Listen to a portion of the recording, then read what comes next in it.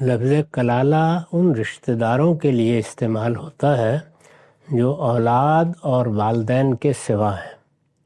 اس کے بعد اور معنی بھی ہیں، میں نے بدلائل بتایا ہے کہ یہ قرآن مجید میں اسی معنی میں استعمال ہوا ہے۔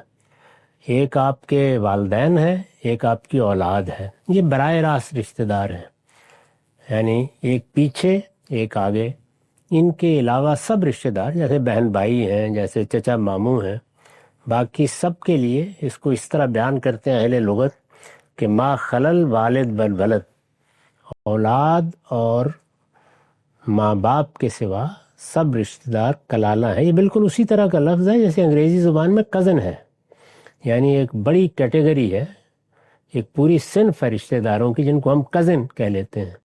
اسی طرح کا معاملہ ہے۔ یہ آپ کے علم میں ہے کہ عربی زبان میں بھی بنی آمام، بنی اخوال، یہ بالکل اسی طرح کزن کے ہم معنی ہیں اور بہت وسیع معنی کے الفاظ ہیں۔ تو کلالہ بھی اسی طرح کا لفظ ہے۔ یہ معنی اس کے پہلی آیت میں بھی ہے، دوسری میں بھی ہے۔ دوسری میں البتہ اس پر الف لام آ گیا ہے، یعنی ایک دی داخل ہو گئی ہے۔ اس میں پھر ان کلالہ رشتہ داروں میں سے صرف بہن بھائی زیر بحث ہے۔